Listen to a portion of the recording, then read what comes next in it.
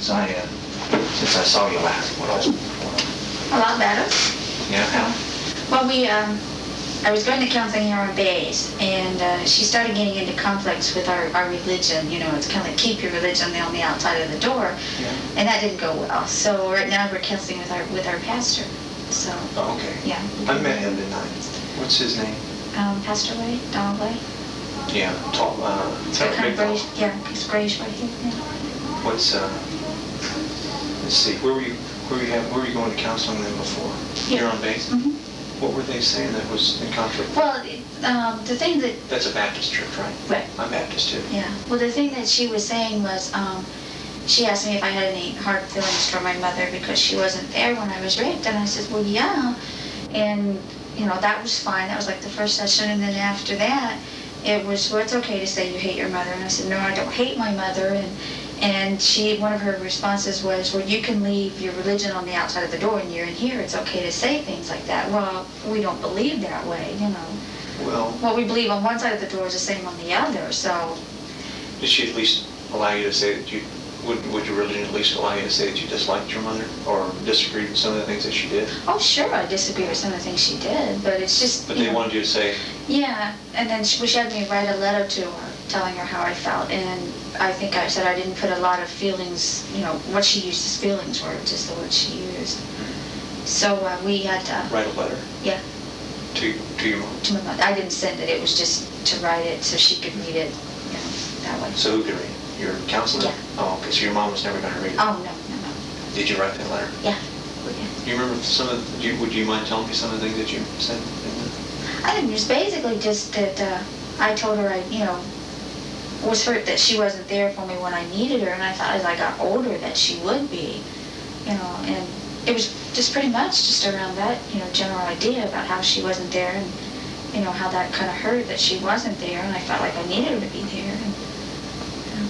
Well, concerned, you know, to find out that you've stopped going to that counseling, but you say you're going to some other Yeah, sessions. we're going there right now, and then if that seems to help, you know, you'll find if not, then we're going to still go to him and then find another, you know, another that maybe will be a little bit more religious, or at least, you know. What are they doing differently? Well, really, we just started, as a matter of fact, a couple of weeks ago. We just started, so I'm not real sure exactly what he's going to do.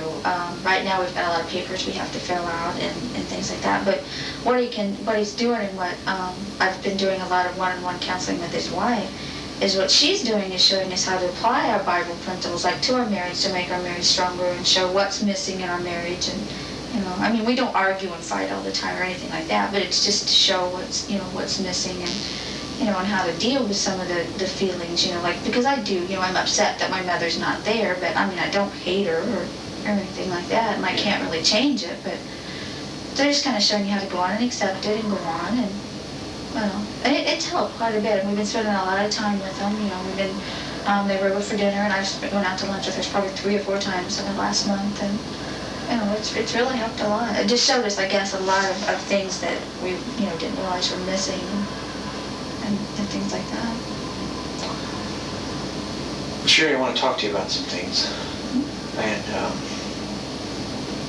I want to tell you up front that I think you're going to look back on today and view today as a point in your life when things got a lot better. I want to talk to you about some things and try to get some things straight that I believe are the basis of a lot of the problems that you've had in the past.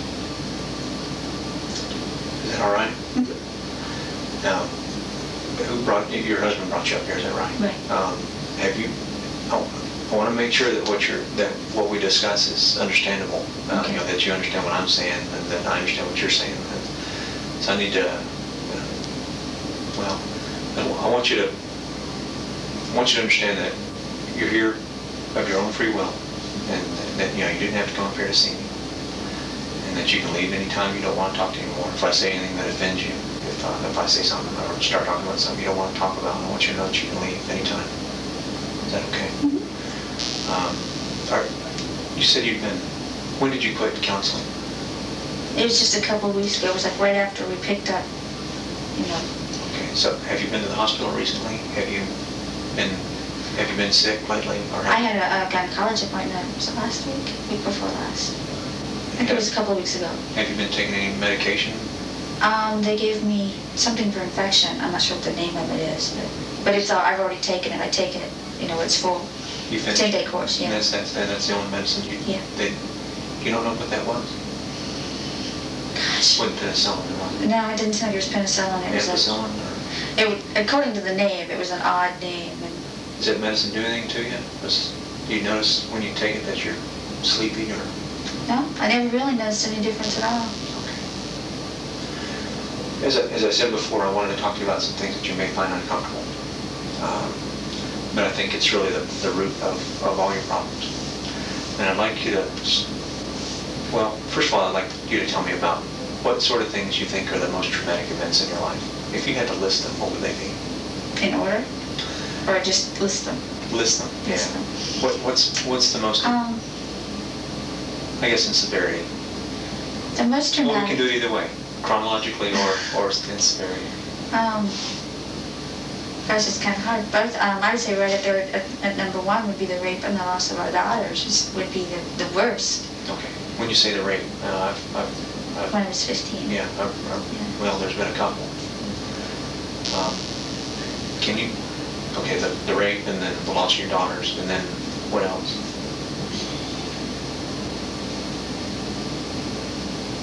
Maybe the treatment from home, I think, would be another one. And then Treatment from your father, mostly. father, okay. Oh, I wanted to tell you something. After you and I talked, well, about a week after you and I talked the last time, I called the Dayton Police Department and told them that, that things had been cleared up. And they told me that they were going to file a false police report charges against you. And I told them that I didn't think that was necessary, that you just had some problems that needed to be worked out, and that you really weren't in control of yourself when those things happened. And based on what I promised them, that is that I would get back in touch with you and see how you were doing periodically and make sure that that didn't happen again. They agreed not to pursue any criminal charges against you. Okay, that's why you haven't heard from them. Otherwise, have you? Okay. Just want to let you know that that's been taken care of, and well, I'm going to try to work things out for you. Now go on. Tell me about we talked about your father before. You insisted at that time that your father really hadn't done anything to you that you thought was not right. Is that well, I don't feel it wasn't right. He didn't do anything. He had a bad temper, but he never actually hit me. I can remember doing it to my younger brother, but mostly his was I'd say mostly verbal abuse. I think was directed towards me or things like that. Or some of his actions. But as far as he ever hit me, it wasn't. We hear about sexual abuse all the time from parents to children. Is that? No, I never had a problem with that. Okay. He was pretty much even the opposite. He wasn't affectionate at all. Okay. Can you tell me a little bit about this? Is there only 4 traumatic events in your life? What would you say are some more?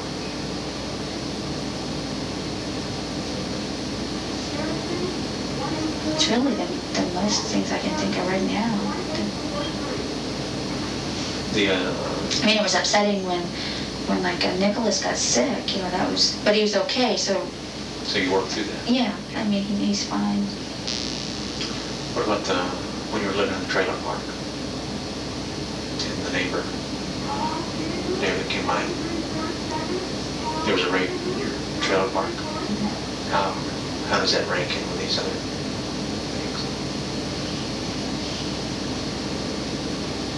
It ranks, but it doesn't bother me as much as what happened when I was 15, I would say. Okay. Do you feel good about talking about what happened? Do you feel okay about talking about what happened with the dentist? Yeah. How would you describe that event to a total stranger? Which I hope you don't think I'm a total stranger, but we have talked quite a bit. I really don't know what you want. What you mean? Well, what were the really bad things? What were the really bad results out of that? The bad results. The dentist, he did some work on your teeth, right? Right. And then as you were telling me before, he anesthetized you and you had no control when he raped you. I can't remember if that occurred once, or was that one time, or did you? One time. One time. Have you confronted him with those? Have you confronted him with what happened personally? I had to go into his office on one evening where I had to be like the police department had me wired up to try and get him to admit what he'd done, and that was the first time that he was confronted with it. Okay, I think I remember reading about that. Okay. Have you seen or talked to him since then? I seen him, it might have been a couple of years ago, because the town where I used to be from was small, and I just happened to be in a grocery store with my mother, and he like went through the next line, and that's the only time I've seen him since. Did he see you? I'm pretty sure he did, yeah. Did he say anything or do No. anything? Just... He just kind of looked, and that was it. What kind of scars do you think that's left with you? It's left scars that I really didn't realize, I guess, in a way of dealing in our marriage. Kind of the attitudes I have towards my husband, because I care about him and I love him very much, but I'm just not the wife, in the sexual sense that I should be to him. And that's caused a lot of problems, and that's one of the things we're trying to work out through the counseling, Yeah. Because I think I blame myself for that, so I feel...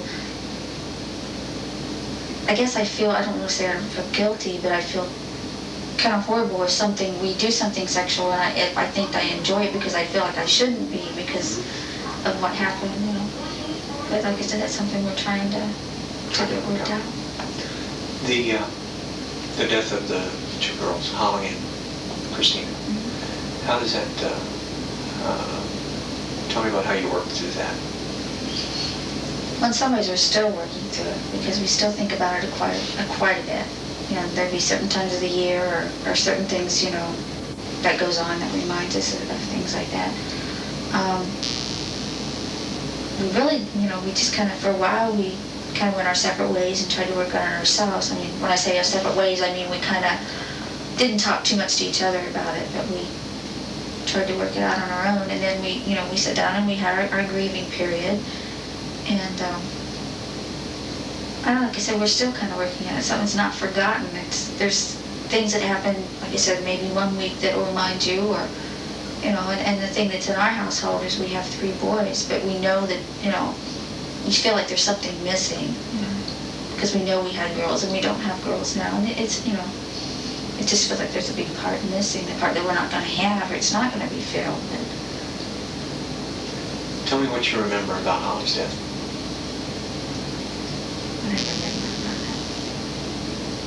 Where you were, and I've never talked to you about. Well, Holly's death, I can just, in an afternoon, and Tim's mom and dad were visiting us from Ohio. They had flown to Hawaii for Christmas. And it was 3 days after Christmas, and Tim was getting ready to leave for work, so I put her down for a nap. And the grandparents and I believe Stephen, I'm not real sure, I think he was at the pool with them, I don't remember. And Tim left for work, and some friends called that we had went to school with. They happened to live in the next apartment next to us. Had called and asked, their car had broken down at the mall, which was maybe 5 or 10 minutes away, I'm not exactly sure.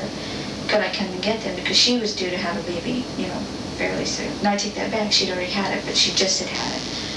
So I said, They had the baby with them? So I told them when, my mother and father-in-law came back from downstairs, so I could go and get them. So they came back, and I went and got them, and when I got back, I said, I want to guess maybe 10 or 15 minutes at the most, I'm not sure. After the phone call?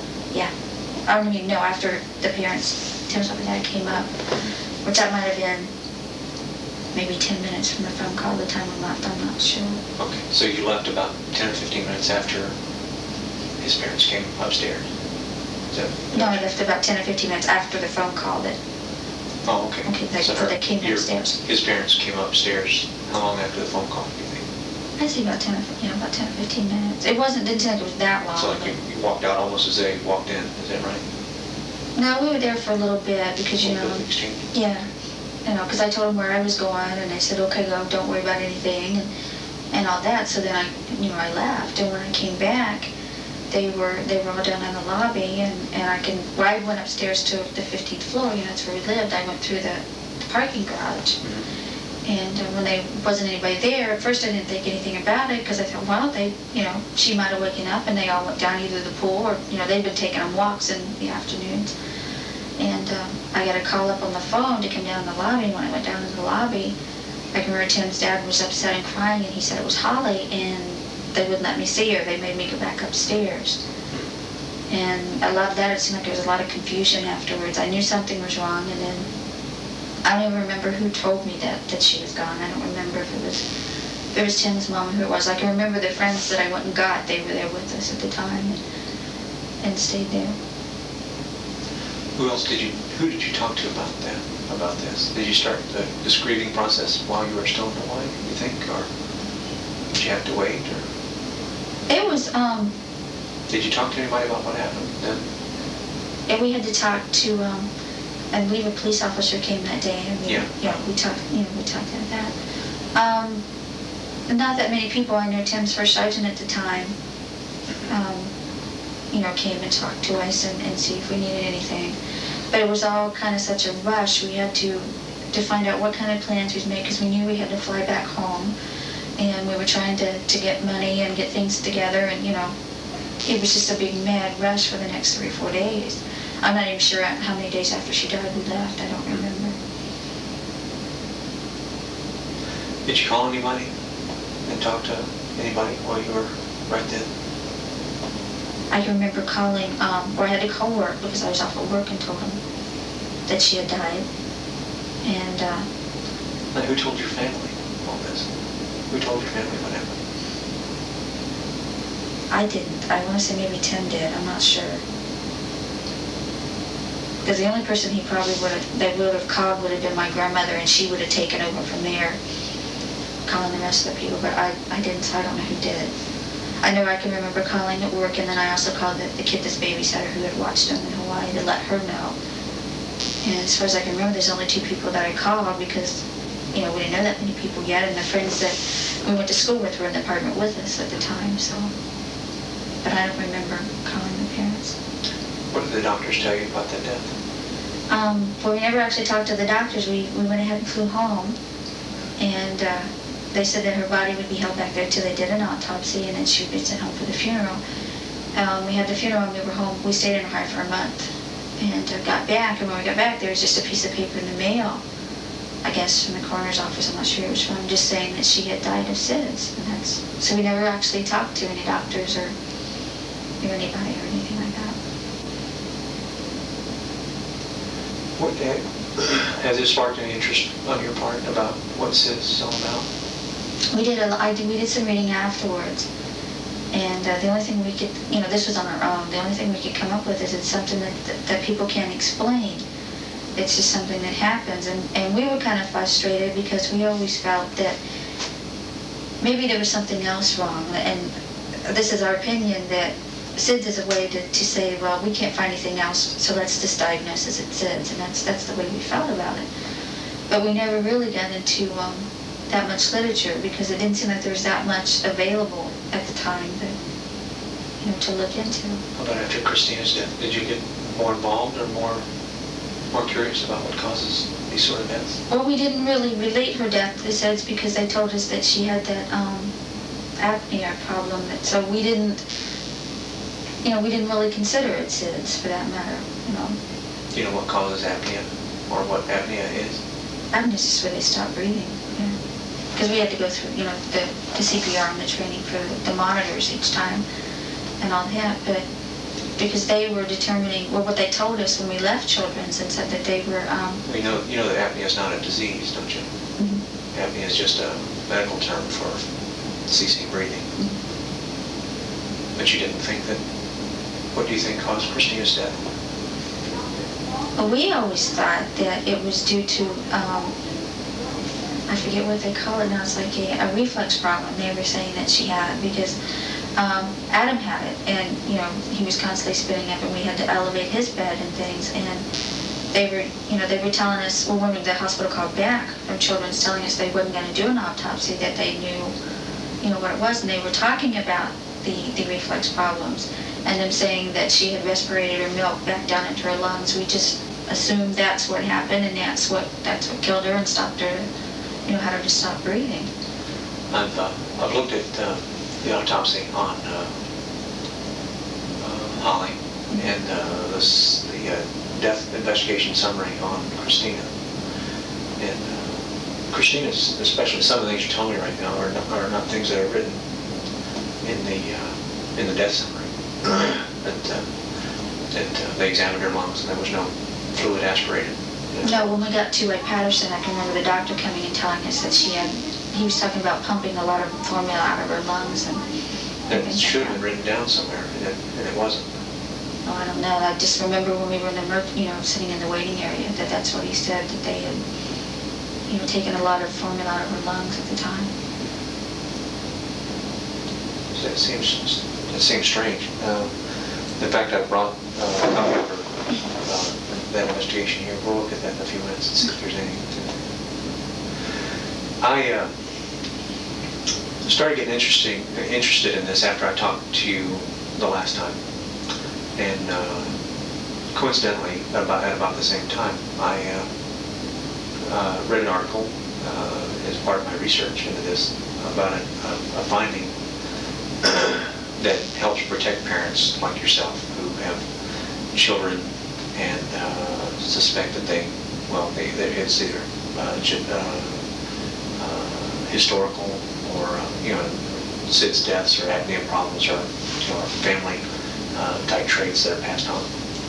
Yeah, there's a test they have now using a gene testing with DNA that allows a doctor to predict whether or not a child will have SIDS-related problems or this apnea problem. And it's really pretty neat. It really helps out. Must just be recently then, just a couple months ago when I first started doing this. At any rate, there's a genetic defect in the DNA that allows that is only hampers children for the first few months. What's the ages where kids can die of SIDS or usually do? It's usually in the first year. First year, yeah. This genetic defect doesn't have any an effect on kids after they're a year old. Mm-hmm. So it's. Have you heard about this this prediction ability? No, that would be nice. Yeah. Well, they could do that now. They could, like if you had another child, or y'all plan on having more children? No, he had a vasectomy, so because we thought there's something wrong, because we didn't know, we didn't. How long ago did he have a vasectomy? Yeah, April or May this year, I'm not sure. Yeah, because we had really very much wanted to try for one more time. Could he have that reversed? He had it reversed once. Oh, he had a vasectomy before and then reversed it? Yeah, because he had the vasectomy after Christina was born, and then after she died, he had it reversed. Whose idea was this? It was kind of both of ours. Y'all talked about it? Yeah. There's a downside to this recent discovery. Mm-hmm. Can you pick out any downsides? Can you come up with any bad sides to this sort of finding? Well, because they would rule out whether or not, I guess the genes were there. In the autopsy on Holly, I've watched several autopsies. I don't want to bore you with the details of an autopsy, but they take samples and they preserve samples of tissue from people that are autopsied. In the Christina's death, there was some blood drawn, some blood work done, and those things were archived as well. Those tissue samples have been checked for this DNA problem, and they have on Christina's anyway. Holly's tests aren't back yet. Christina's death has been ruled out as not a SIDS death.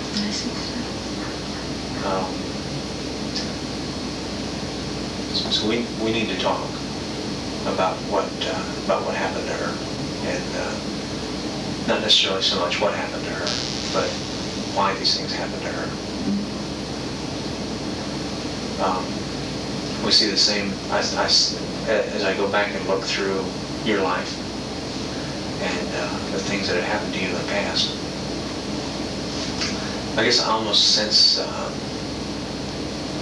that perhaps what's happened to you in the past has had something to do with Christina's death and her not being around anymore. I don't understand how that would happen. Well, I've talked to Dr. Gibson, and he tells me that you said the same thing to him one time. That perhaps the rape by this dentist had something to do with Christina's death. Yeah, I kind of felt that way. Can we explore that just a little bit? Mm-hmm. What makes you think that? Because a lot of the, I can just remember, like all the medicine used, like I said, I knew one of them was nitrous oxide, I don't know what the other one was. And then I can remember like the dental instruments he used. I can remember like 2 or 3 of them, I don't know what they were.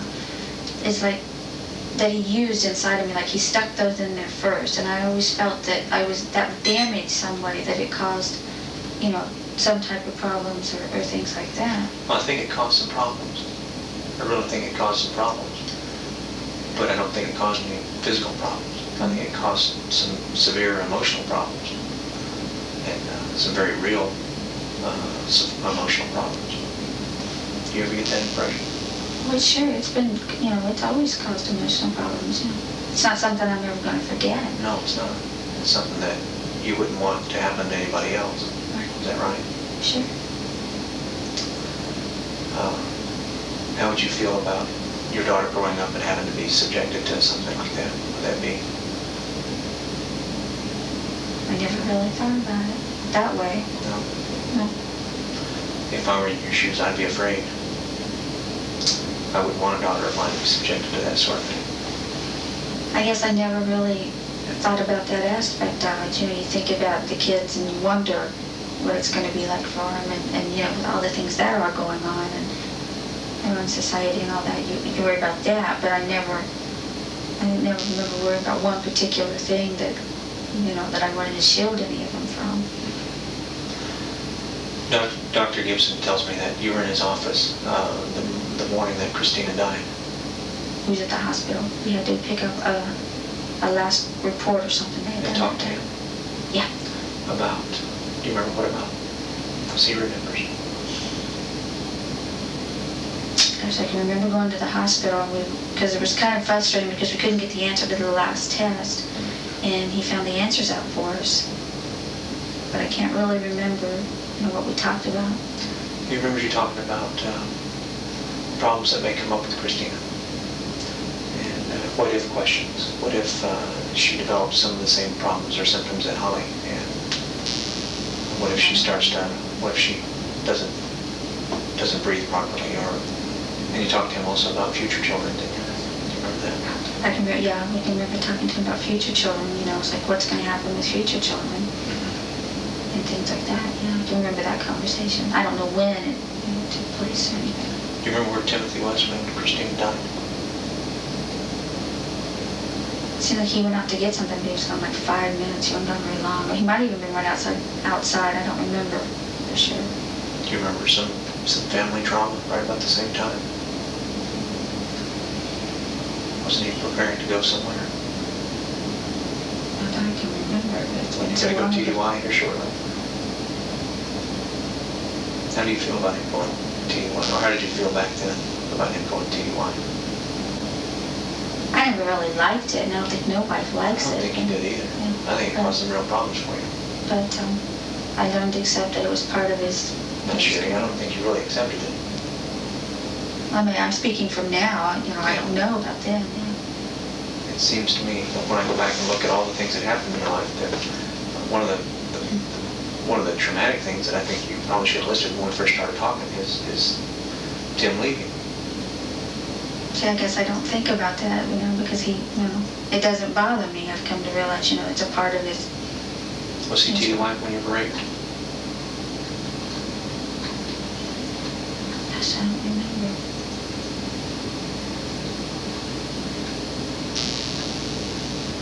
I want to say no. I want to say he was working second shift then. We were going 3 to 11, but I can't be sure because I don't remember. Tell me again how you think that this rape may have affected Christina's death.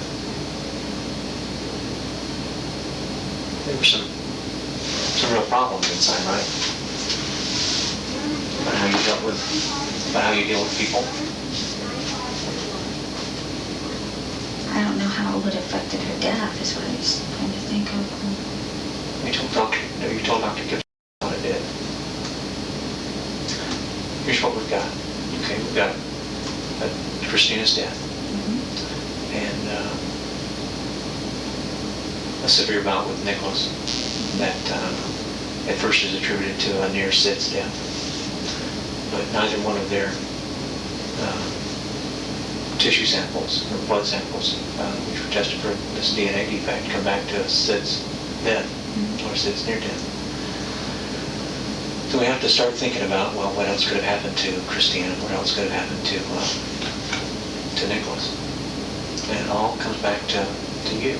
It all comes back to you being alone with Christina, you being alone with Nicholas at the time of these two incidents.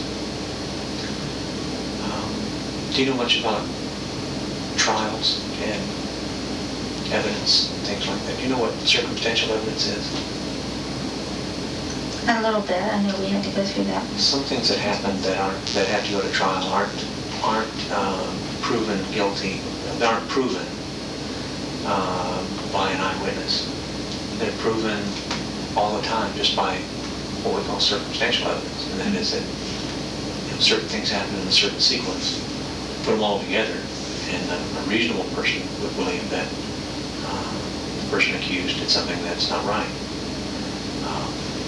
If we put all these things together, which I have, and presented it to people that were reasonable, and rule out cause of death as being just something unexplained, or it's not something unexplained, but a sense disorder, then we have to start looking at you very, very deeply as being a person who's done something that she shouldn't. Personally, I don't think that's true. There's a big difference between doing something that you shouldn't and doing something because you're not sure of what's right or what to do. There's an awful lot that's gone wrong in your life. Tim knows about some of it. Tim knows about a lot of it, probably. But not many other people know about it except me. I've got to make a decision. Do I start assuming that you've done something that a very, very bad person would do, a criminal would do, someone that has no heart? Or do I start thinking of you as a person who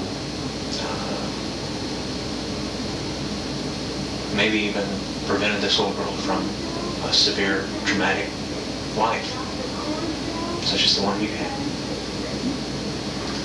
How do you feel about that? Part of me feels angry, and part of me feels like hurt, because if anybody's ever around me, they know how much I care about my kids and how much I love them. I'm not saying that you don't care about your kids. Okay. I believe you do. I've seen those children. Can I help you, ma'am? I'm sorry, I thought, did someone give a wastebasket over our office? No, ma'am. Okay. Sorry to bother you.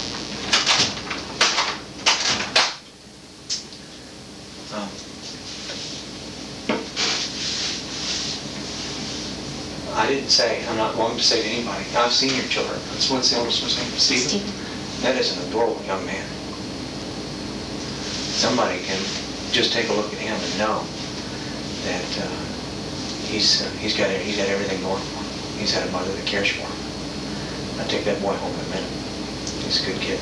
Would you have a fight on your hands? Probably would, yeah. But some real severe things have happened to you in your life. And I think those things have caused you to do some things that you wouldn't normally do. They've caused you to do some things that you probably regret. And I think those things need to come to a head. Those things need to be discussed. Not only for your well-being, but also so that people will know exactly what happened and why. You follow me?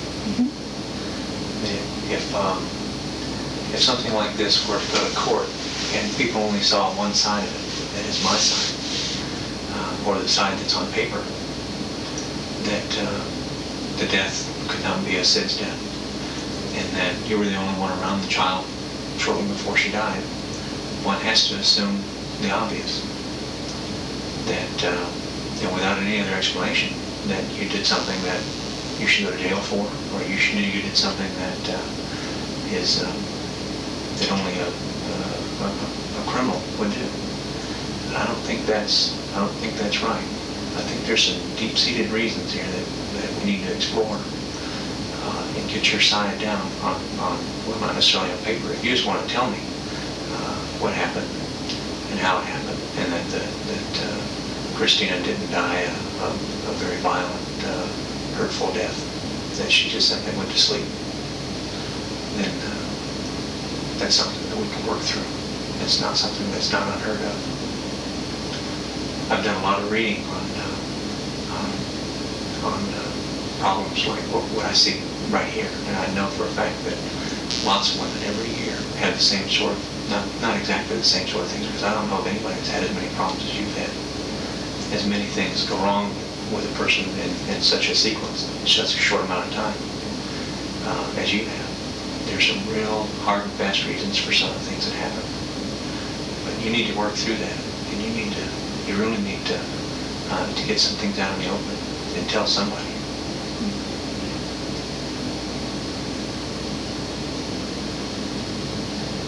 Did you want those sort of things, the same sort of things that happened to you, happen to Christina? No, it happened to anybody. Was Christina not receiving the right medical treatment? Was you bringing her to the hospital and people just weren't seeing what was right? Or a real problem that she may have had? You still lost me, kind of. Did she have some problems that maybe the doctors didn't know about? That you perceived that no one else had seen? Not that I can remember, unless it's something that,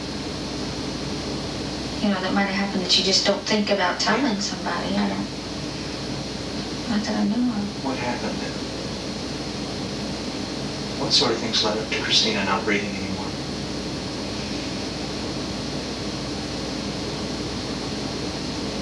I don't know exactly what led up to it. I just know that... You know what led up to it because you were there. Well, I mean, I don't know what... I guess I don't know what you're trying to ask. I want you to tell me what happened. You know exactly what I want. On the particular day? That's what you want? Yeah, I want to know what happened from start to finish. Why did Christina stop breathing? When we had her at the hospital that day. Was it something that you were... Did you have something against Christina? No. It wasn't something real... You didn't have any anger towards her, did you? You didn't want to treat her badly, did you? I never treated her badly. No, I don't think you did. I think she just slipped away.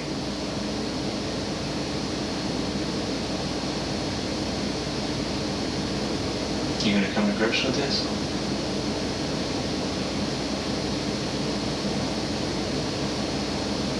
Can we talk about it? Sure. Won't you tell me what happened? I can remember. Sherry, you've relived all this all your life. You've relived this since Christina died. I don't doubt that there's some nights you can't go to sleep because of what happened. You see, I know what happened. I'm not sure exactly how it happened, but I know that you caused her to stop breathing. Now, you either did it in a really hurtful way, or it was done in a way that she didn't feel any pain. And there's lots of things to attribute this to. There's lots of things that we can point to in your past that can lead me to believe. In fact, I already believe that all these things occurred in your life and ultimately caused the death of Christina. But we need to talk about it. You need to be honest with me. You need to be honest with yourself. Tell me what happened.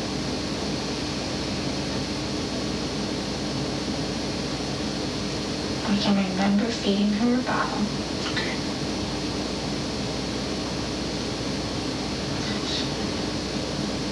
Was it a plastic bottle? Yeah, because we never had glass ones. It's always been plastic bottles. And it was around that time that, I guess after Holly died and we came home, and we tried to have another baby, and we had another, we found out we was going to have another one.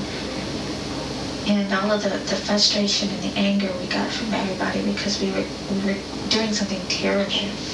When having a baby too soon? Is that what? Not only having one too soon, but having one at all. Having one at all? Having another one at all that we shouldn't have had anymore. Okay. And nobody wanted me to work, so we agreed that I wouldn't work until she got to be a lot older. Okay. Which was we had set kind of between me and myself, or Tim and myself. We had set a 6 months period as, if everything's fine by the time she's 6 months, then you go ahead and leave to work.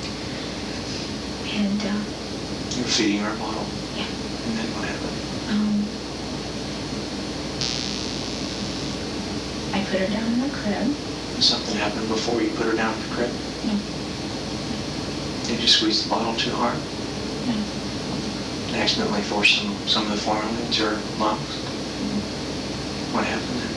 Well, I put her back down in the crib. Yeah. And she started crying, so I picked her back up and we went and sat back in the living room for a while. And I just kept thinking about, everybody kept telling us how cute she was and how pretty she was, and that if we didn't watch out, that the boys would be after her and things like that. Yeah. And I didn't want her hurt. I don't think you did her. I didn't want her to go through what I went through. Okay. And I can remember holding her and telling her how much I loved her. And I knew that I could cause her to go to a better place than she was going to go up here. Okay, that's true. Because she was a very beautiful little girl. And they kept telling me that the whole family and everybody you seen was something was going to happen to her because she's so pretty, and I was so scared. Okay. And so all I did was just put my hand over her nose until she stopped breathing. Okay. Well, she didn't feel any pain then. How long did you have to hold your hand over her nose? Do you remember? You don't remember? How do you know she stopped breathing? Because she was close enough to me because I was holding her. Okay. What happened then? I just held her for a while. Just held her for a little while? Okay. You think that she left this world knowing that somebody loved her? I hope so. Well, I think she did. And I know that's the reason that I'm trying to get the help I am now. And we have become good Christian people that we can go to church, and so I can see her again. Yeah, okay. But after I held her, I just laid her down until Tim came home. Okay. How long was that? Because apparently he was only gone 5 minutes or so. It wasn't good enough. Then what happened? Then that's when he tried to resuscitate her. And then he called the lights on. Nicholas had a similar problem, didn't he? No. I remember reading some stuff about Nicholas. He had some of the same symptoms. I mean, the only thing that I did know about Nicholas is that... Now, Nicholas didn't die, okay? What I think happened is that the same sort of thing happened with Christina, but I think maybe you changed your mind. Is that possible? I never doing anything to Nicholas. All I can remember is that we were complaining all day, and we'd even talked to the doctors about the grunting that he'd had all day. And, yeah. And were the doctors maybe not paying close enough attention to it? What they wasn't paying attention to was the fact that we brought him home, and newborns sleep all the time, or they take the bottle and they go back to sleep, and he wasn't doing that. he was just not happy. He's like, we couldn't do anything to make him happy. We, Yeah. you know, and we tried, we kept telling them that something's not right, and it just wasn't listening. Well, I can understand that. I can also understand that you may have wanted the doctors to take a closer look at him. Because after all the kids we've had, we knew. Wouldn't it be nice then to, you know, I wish sometimes that I could force doctors to pay a little bit closer attention to my children. What I think happened, and you tell me if I'm wrong, is that you simply wanted these doctors to take a little bit closer look at Nicholas and assure you that he didn't have any real problems. I think what happened is that you caused Nicholas to have some of the same symptoms by him almost dying, and thereby forced the doctors to put him in intensive care and take a real close look at what his real problems are. Is that possible? Can you tell me about when that happened and how that happened? Were you alone or was Tim home? He was home for a good while, and then I don't remember what he did. Tim left? He went outside or something. Okay, well, how did you make sure that Nicholas wasn't going to die because of this? What happened?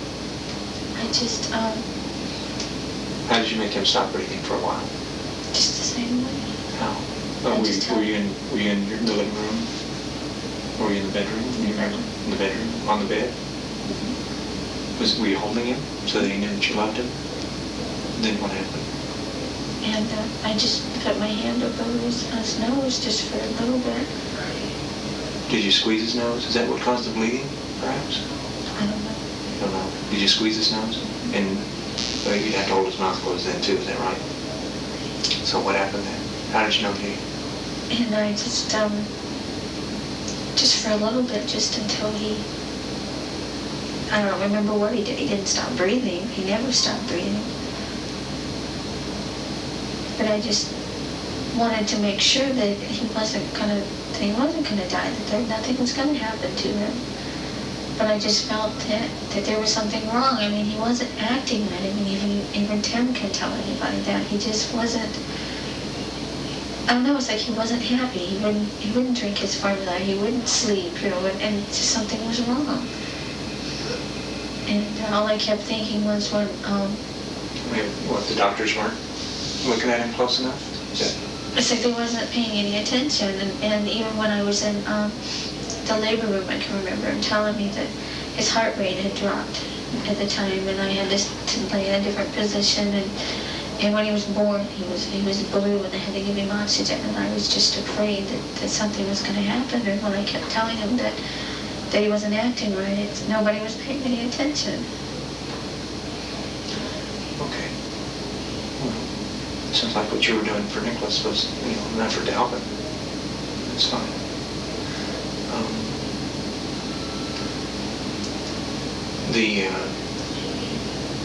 Remember I told you about these tissue samples that were saved from Holly's autopsy? Those have been tested too, but we haven't, there's a chance there's a slight chance, very slight, that since it happened so long ago, the tissue samples that they tested aren't from Holly. And fortunately, the bodies are buried close by in Greenfield. Is that where you're from? We may at some point want to ensure that those tissue samples are indicative of Holly. But based on the results we have right now, that death wasn't a sudden death either. So I'd like to know, just for my own personal benefit, did you feel the same things about Holly that you did for Christina? Did you have the same sort of fears for her when she was growing older, when she grew older? I never thought about it. I never thought about it until after Christina was born, and the way she looked, and people kept telling us that. What did people think about Holly? Not that many people seen Holly in the family. Because see, I'm going to have, if those tests are done and they come back the same way, then I'm gonna have to come back and talk to you again. So we can make a clean slate of everything if you'll tell me also that Holly didn't die from some real malicious thing that you did, that it occurred in the same way, maybe. Were you holding her, perhaps, when she died? How did that happen? Was it the same way? Where were you? She was in her bed. Was she in the crib, or was she in another chair, or what? No, she was the bed at the time. They both kids shared a room, so. We got well, what was she wearing? Do you remember what she was wearing? I know she must have had a dress on, but I don't remember what. I've heard you always dressed those girls in pretty dresses. Took real good care of them. What, was it the same sort of thing? Tell me, was it the same sort of thing that caused Christine to stop breathing? What made you think of that at that time? I don't remember. Do you remember what was driving you? Something that I can kind of latch onto as a reason for this happening?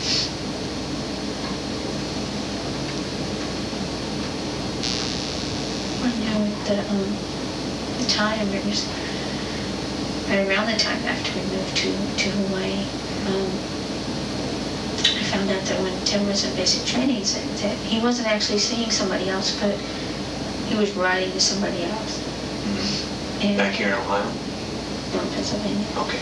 And I found all the letters and things that she wrote to him, and how I can remember her response, not only but her side, was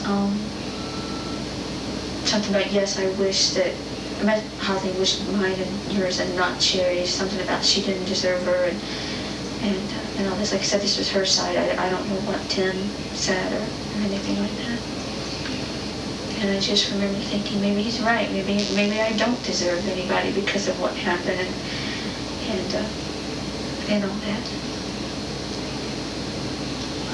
How did that fit in with Holly dying? Or her not being here anymore? Was Holly something that he really wanted? He didn't really, no, because he didn't really pay any attention to her. What sort of things motivated you then? It was just, like I said, I was just thinking about, maybe... Upset about him seeing somebody else possibly, or leaving you sometime? It wasn't that, it was just that I kept thinking, he doesn't care, he doesn't really pay any attention to her, and I felt like he was so wrapped up with this other person that he didn't care about her, and I wanted to show her I cared, and I did care, and I had to show who you cared. Holly. Oh, okay. And I had to go to work like right after she was born, and we had to leave her, and well, that's not good. And especially in Hawaii where we didn't know anybody. Yeah.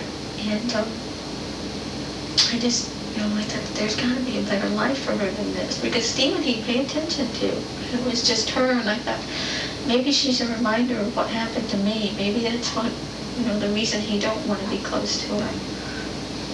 I don't know. So how did it happen? The same way. You held her nose closed and then kept her mouth closed. Did she struggle much? Do you remember? I don't remember. Did you close your eyes when it happened? I don't remember that either. Do you remember knowing that she was dead? No, I didn't actually know if she was dead or not. What did you expect the results were? I really didn't know. I just know that she had quit breathing. So then what did you do when she quit breathing? I remember just holding her for a while, and then it seems like if I can remember that she was kind of gasping. She didn't, I want to say like she wasn't breathing, but yet she would gasp a couple of times. So I've heard, that. You have to hold her nose tighter then when she gasped? No, this was after. I can just remember that. Were you still holding her when she... Mm-hmm. Then what happened? Then I just put her in her crib. And she stopped moving at that point? And that was about that time that the phone rang. Okay. Why didn't you tell anybody about this? Do you think people just don't understand? People are gonna think that I'm a terrible person for what I did. No, I think those people don't know you very well. And What do you think of what you did? I miss them both very much. And I thought that in time I wouldn't miss them as much, but I do. I miss them a whole lot more than when I see our three boys growing up and I see what they could have been, and I think about how old they are. But then I think, what would have happened to them?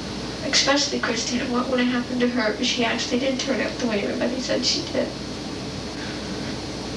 And I'd do anything to keep any of them from getting hurt.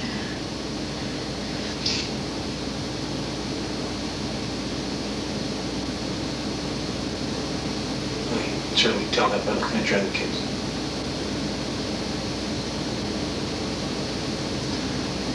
Tell you what, I'm gonna step out for just a minute. Here's some Kleenex.